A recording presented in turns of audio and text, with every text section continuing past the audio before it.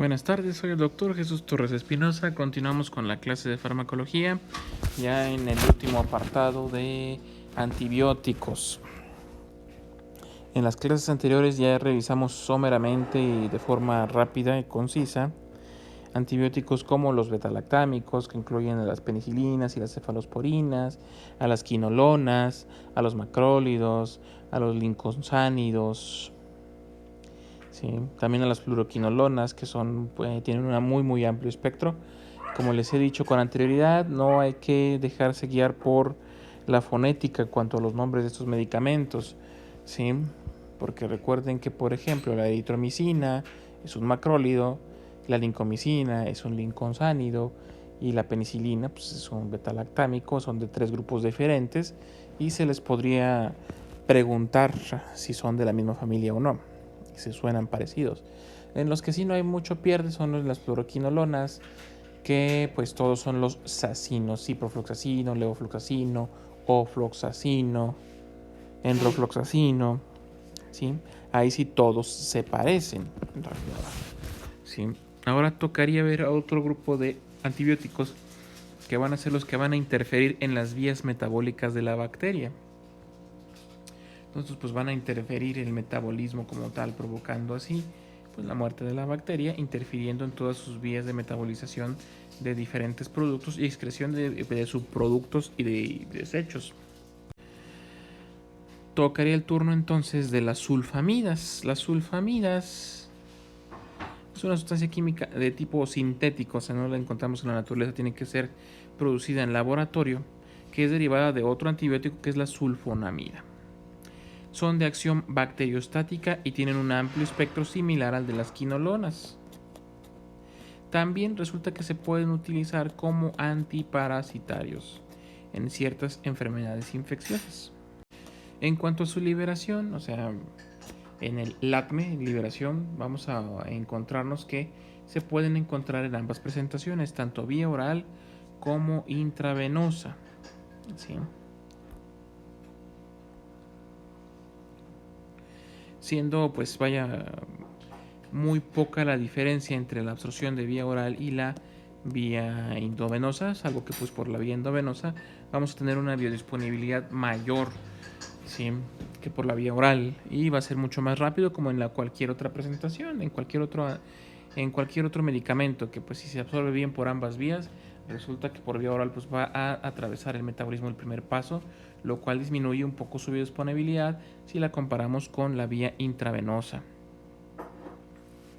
¿sí? Aunque pues estos van a tener una buena absorción a nivel de estómago e intestino delgado en una gran proporción. Tienen buena afinidad por las proteínas plasmáticas, por lo tanto pues se van a distribuir ampliamente por los diferentes líquidos corporales, ¿sí? Lo que permite que pues alcancen concentraciones terapéuticas, quiere decir que en niveles aceptables para tratar las enfermedades, tanto en el plasma, que pues conforma parte de la sangre, por tanto se distribuye en todos los tejidos, atraviesa la barrera hematoencefálica, por tanto puede sernos útil en algunos tipos de neuroinfecciones, y también puede alcanzar otros espacios como el espacio sinovial en las articulaciones para ser utilizado en artritis reactivas o artritis sépticas, y al espacio peritoneal, entonces puede ser útil en ciertas peritonitis. Cabe destacar que atraviesan con facilidad la barrera placentaria, por tanto pueden producir efectos secundarios tóxicos en el feto, entonces van a contraindicarse en embarazadas, principalmente en el primer y segundo trimestre del embarazo. El metabolismo, ¿dónde se van a metabolizar estas sulfonamidas? Pues se van a metabolizar una parte en el hígado a través de dos mecanismos químicos, que son la acetilación y la glucuronidación. Se van a eliminar, como otros fármacos de este grupo, o sea, de los antibióticos, a través del riñón. Sí, este asunto del metabolismo y eliminación, si se fijan, a lo largo de todos los antibióticos que hemos visto, es prácticamente igual, se metabolizan en hígado y se eliminan por riñón. Entonces eso es lo que le da la base a que no podamos utilizarlos o tengamos que utilizarlos de forma controlada en pacientes que tengan algún problema de hepatopatía, como una cirrosis hepática, una hepatitis crónica, ¿sí?, daño hepático, por ejemplo, en un paciente postoperado, por ejemplo, que hayan tenido que retirar una parte del hígado, Podemos tomar de ejemplo a alguien que haya tenido metástasis o cáncer hepático y hayamos tenido que remover una gran parte del hígado, o que tenga insuficiencia renal en grado variable. Entre más severa la insuficiencia renal, más ajustes tendremos que hacer de las dosis, y esto se aplica para todos los medicamentos que hemos visto hasta el momento, porque pues todos se metabolizan en hígado y se eliminan por vía renal, excepto algunos. Por ejemplo, la neomicina que vimos en algún apartado de los antibióticos, pues no se absorbe, ¿sí? No se absorbe por vía oral, entonces no va a pasar por el hígado propiamente, a menos que lo utilizáramos de otra forma, ¿sí? Que como mencioné servía para matar bacterias intraluminales y otras entidades intraluminales dentro de la luz del intestino, ¿sí? Entonces, sustancias no absorbibles, pues podríamos utilizarlas en pacientes hepáticos, hepatópatas y nefrópatas. Ahora, los efectos adversos. Entre los efectos adversos hay uno que siempre vamos a encontrar en todos los antibióticos y en todos los fármacos que estamos viendo, que son las reacciones de hipersensibilidad. Todas van a ser las reacciones que analizamos en el apartado de los antihistamínicos, de la loratadina. Son reacciones mediadas por la loratadina. Entonces todo empieza por el nivel cutáneo, generando la aparición de eritemas muy pruriginosos que generan mucha comezón, que pueden ir desde leves hasta dermatitis de tipo necrotizante, donde se genera una inflamación tal que se obstruyen los vasos, y eso va a provocarnos a final de cuentas lesiones muy similares a las quemaduras, ¿sí? Esto se le puede llamar también como dermatólisis necrotizante o síndrome de Steven-Johnson. Por ejemplo, en esta imagen vemos algunas lesiones cutáneas que son correspondientes al síndrome de Steven-Johnson, en donde hay una necrólisis dérmica bastante generalizada. Entonces se puede afectar tanto piel como mucosas. Básicamente se distingue como si fuera una quemadura de segundo o de tercer grado. Se considera una lesión grave, una reacción adversa grave de los medicamentos. La pueden presentar con cualquier medicamento prácticamente, salvo que existen algunos fármacos que son particularmente más propensos a provocarnos este tipo de reacciones adversas.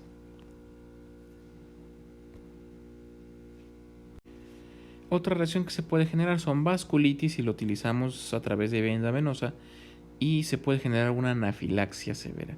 Es una reacción alérgica generalizada de todos los tejidos, en particular el sistema circulatorio, que pues se va a provocar una vasodilatación generalizada con una baja de la presión al grado de que el paciente puede chocarse, ¿sí? Entonces cae en un choque anafiláctico y corre riesgo su vida. Puede ser que se requiera incluso intubación o hospitalización prolongada en caso de que se generara este tipo de reacciones adversas tan severas. Otros trastornos que pueden provocar las sulfamidas que estamos bien revisando son náuseas, vómito y diarrea por irritación propia de la mucosa gástrica. Nos pueden generar anemia hemolítica, ¿sí? En pacientes que tengan ya algunos trastornos metabólicos como tal, que sería el déficit de la glucosa 6-fosfato deshidrogenasa. Es una enzima, una enzima hidrolítica. También pueden provocarnos anemia megaloblástica, lo cual se refiere a que hay una anemia, o sea, hay una disminución de los hematíes, porque pues resulta que tienen una acción antifólica. Esta acción antifólica es que para intervenir en el metabolismo del ácido fólico en las bacterias y en algunos parásitos. Entonces esto es lo que va a provocarnos la anemia megaloblástica. ¿Qué pasa en la anemia megaloblástica? Hay una anemia como tal, o sea, una disminución en la cantidad de hematíes y hematocrito en la sangre, pero los pocos hematíes que encontramos son de un gran tamaño, ¿sí? Además puede generarnos aplasia medular, o sea que va a haber disminución de la cantidad de médula ósea capaz de producirnos células hemáticas. Puede provocar algunos trastornos hepáticos que pueden ir desde una hepatitis química leve hasta una ya necrosis hepatocítica, en la cual perdemos una gran cantidad de tejido hepático. Esto va a variar según la idiosincrasia de cada paciente y pues es una reacción paralelamente impredecible. Pueden provocar obstrucción de la vía urinaria por precipitación de algunos electrolitos en la excreción urinaria, y no se deben de utilizar particularmente en el último mes de embarazo. Como mencioné anteriormente, algunos fármacos se pueden utilizar con relativa seguridad hacia el tercer trimestre del embarazo. En este caso no, porque como son antagonistas del ácido fólico, van a bloquear la vía metabólica de este, pues nos pueden afectar al feto en cualquiera de los 3 trimestres. Indicaciones: ¿en quién vamos a utilizar este tipo de fármacos? Primeramente son fármacos de segunda línea, no los vamos a utilizar a menos que tengamos un paciente que es alérgico a otros fármacos de elección, que no tengamos a la mano los fármacos indicados, o por una u otra razón simplemente el paciente no puede tomar otros medicamentos aparte de este, ¿sí? Principalmente en infecciones urinarias no complicadas, principalmente en mujeres porque son tratamientos cortos de 3 días, puede ser. Entonces, y aparte pues que sean microorganismos sensibles al espectro. Entonces estamos hablando de que estaríamos utilizándolo en pacientes que tenemos ya un urocultivo positivo y que resulta que la bacteria que hemos descubierto pues es sensible a este medicamento. Podemos utilizarlas en prostatitis bacterianas crónicas o agudas. La prostatitis es una infección, como dice el nombre, de la próstata, una inflamación de la próstata, pero esta inflamación va a estar dada por algún tipo de bacteria, en el cual pues resulta que en la fase aguda es más fácil de tratar, aunque como tiene una circulación, llega muy poca sangre a la próstata, es uno de los tejidos que es bastante difícil controlar una infección que se encuentra ahí porque no alcanzamos buenas concentraciones del antibiótico en la sangre que llega a la próstata. ¿Sí? También podemos utilizarlo en bronquitis crónicas, ¿sí? Igual con gérmenes que probaron ser sensibles. Cuando decimos esto, probaron ser sensibles o gérmenes sensibles, quiere decir que se hizo ya un cultivo de secreción, por ejemplo, un urocultivo, un cultivo de líquido prostático, un cultivo de esputo, ¿sí? En el cual pues ya descubrimos qué bacteria está provocando la infección y si es o no sensible a este antibiótico que estamos manejando. Lo mismo se puede tomar para otitis agudas y sinusitis de varios tipos. En el caso que sí es de elección es para tratar las neumocitosis en pacientes que tienen el síndrome de inmunodeficiencia adquirida. ¿Sí? También es de elección en infecciones intestinales por Isospora bellis y Ciclospora, que pues son bastante específicas, son infecciones oportunistas que vamos a ver en pacientes inmunocomprometidos, como un paciente con SIDA, como un paciente con algún tipo de tratamiento por trasplantes y cosas así, pacientes susceptibles realmente. En algunos tipos de meningitis, ya que puede alcanzar buenas concentraciones en el líquido cefalorraquídeo, por tanto pues es utilizable y también va a ser específico para tratar o de elección las enfermedades por maltofilia. Ejemplos de vamos a encontrar este fármaco: el sulfisoxazol y el trimetoprim con sulfametoxazol. Bastante conocido el trimetoprim, es bastante conocido, de hecho es de los pocos fármacos que, como he dicho, pueden generar con facilidad reacciones alérgicas. Contraindicaciones, como ya les dije, va a estar contraindicado, todos, ya se los he mencionado en todos los videos, así es que es imperdonable que no lo recuerden. Contraindicado en insuficiencias hepáticas, insuficiencias renales, pacientes alérgicos o pacientes sensibles a la fórmula. En este caso sí va a ser absoluto de que va a estar contraindicado en el embarazo, particularmente en el tercer trimestre. ¿Por qué? Porque pueden provocarnos una patología en particular que se llama kernicterus, ¿sí? Porque va a ser competitivo con la bilirrubina y su unión a la albúmina plasmática, entonces no se va a eliminar de forma adecuada. ¿Qué es el kernicterus? Es una enfermedad propia de los neonatos en los cuales se alcanzan niveles muy elevados de bilirrubina en sangre, ¿sí? Lo cual pues, va a provocarnos daño cerebral, ¿sí? Es neurotóxica la bilirrubina en grandes cantidades. No se recomiendan durante la lactancia y en alteraciones, ya les dije, del riñón, del hígado, problemas ya de por sí sanguíneos y en pacientes que tengan mala absorción. Esta última se considera una contraindicación relativa, ya que pues podríamos utilizarlos en otros preparados o con cierta vigilancia. Interacciones farmacológicas: ¿con quién podrían interactuar este grupo de fármacos? Con anticoagulantes e hipoglucemiantes orales. Otras sustancias como el metotrexate, diuréticos tiacídicos y la fenitoína sódica y los úricos úricos que se utilizan en el tratamiento de la gota, ¿sí? Compiten estos con las sulfonamidas por las proteínas plasmáticas. Entonces, incrementan la disponibilidad de las sulfamidas. Por tanto, pues no se utilizan en conjunción. Y a la vez las sulfonamidas van a ser potenciadas, o sea que mejoran aún más su eficacia, por la indometacina, la fenilbutasona, los salicilatos y el probenecid. ¿Sí? Ahora, en cuanto a los antibióticos, hay que mencionar algunas situaciones en las cuales pues, se requiere intervención médica directa o que planamente hay que descartar el tratamiento antibiótico. ¿Sí? Entonces, primeramente, lo clásico con el antibiótico, no hay que automedicarse. El paciente debe de, si presenta cualquier malestar, acudir a consulta. Hay que decir que muchas de las infecciones que vemos en el medio, como las gastroenteritis o las infecciones respiratorias, muchas son virales y algunas incluso son de curso benigno o curso autolimitado. Autolimitado quiere decir que la infección sola se va a quitar, sin que hagamos otra cosa más que dar tratamiento de soporte. Líquidos, controlar el dolor, controlar la temperatura, nada más. ¿Sí? En el caso del uso de antibióticos hay que hacer que el paciente, los signos de alarma que tiene que ver el paciente son si a pesar de la aplicación de antibiótico sigue el malestar general, sigue con fiebre, empieza a presentar dolor de garganta y principalmente ulceración de la mucosa bucal. ¿Por qué? Porque estos datos nos pueden indicar que hay una toxicidad de tipo hemático en el uso del antibiótico. ¿Sí? Si aparece cefalea, urticaria, o sea, le da comezón, tiene rinitis, le da comezón de nariz, estomatitis, inflamación de la boca o conjuntivitis, estos pueden ser datos tempranos de que se está desarrollando un síndrome de Steven Johnson, ¿sí? Lo cual también es grave y hay que descontinuar el tratamiento.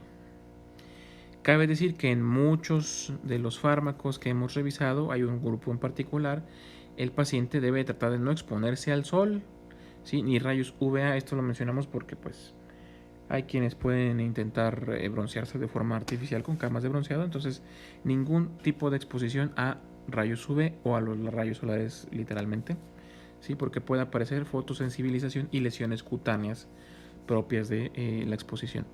En todo paciente con tratamiento antibiótico hay que estar al pendiente de lo que es la excreta y la ingesta de líquidos, ya que si toma muchos líquidos y no los está eliminando, podríamos estar frente a un daño renal. O si de plano se presenta oliguria, entonces tenemos un paciente con insuficiencia renal severa.